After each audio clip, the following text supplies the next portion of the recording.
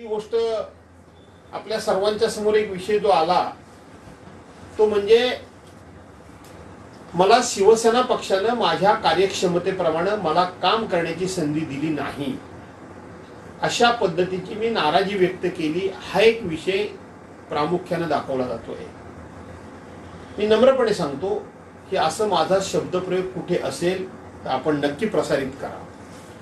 माझा शब्दप्रयोग हा आहे की माझ्या क्षमतेप्रमाणे गेल्या 43 वर्षामध्ये मला पुरेपूर काम करण्याची संधी मिळाली नाही, हा माझा शब्दप्रयोग आहे। कुणी दिली नाही, कुठल्या पक्षाने दिली नाही, कुठल्या नेत्याने दिली नाही असा माझा आक्षेप नाही। त्याच्या पुढे जाऊन मी असं बोललो की हे केवळ माझ्याच वाट्याला आला अशातला भाग नाही, हे असं अनेकांच्या बाबतीत घडतं आणि म्हणून हे माझं दुर्दैव आहे। हा दोष मी माझ्याकडे घेतला। हा पहिला खुलासा। दुसरा खुलासा, आमचे एक सहकारी रत्नागिरी जिल्ह्यातले माजी आमदार राजन साळवी यांनी उद्धव बाळासाहेब ठाकरे पक्षाची साथ सोडली त्यासाठी सर्वसाधारणपणे जातो त्याला जायचं असेल त्यांनी जा, हा विचार माझा नाही। हा विचार मी मांडत असताना आपले सहकारी आपल्याबरोबर राहिले पाहिजेत याकरता आपण प्रयत्न केला पाहिजे, ही भूमिका मी मांडली।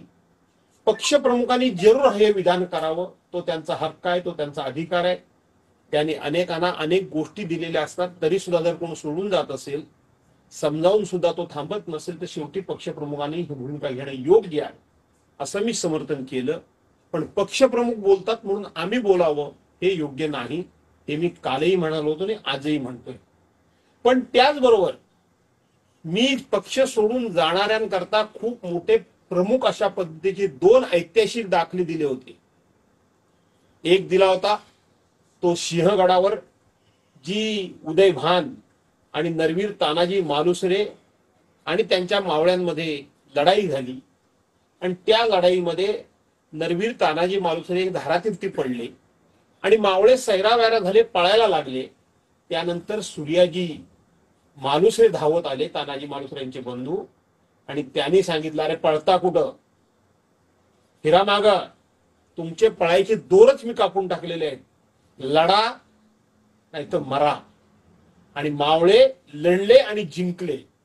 आणि म्हणून जे कोणी जाऊ इच्छिता त्यांच्या मनाला उभारी मिळावी याकरता म्हणून तो मी दाखला दिला।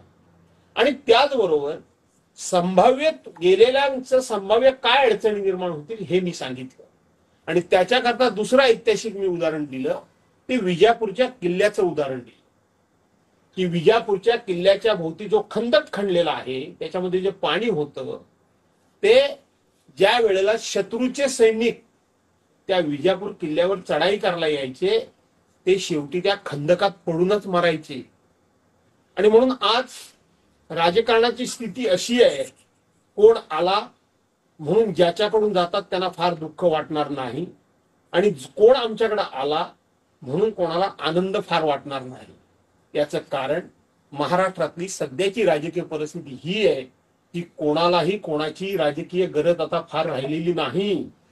आणि म्हणून जिथे आहात तिथेच थांबा। आपण पुन्हा एकदा आपलं गतवैभव निर्माण करू, हा मुद्दा मी मांडला। हे मुद्दे नजरेआड झालेले आहेत। म्हणजे पहिला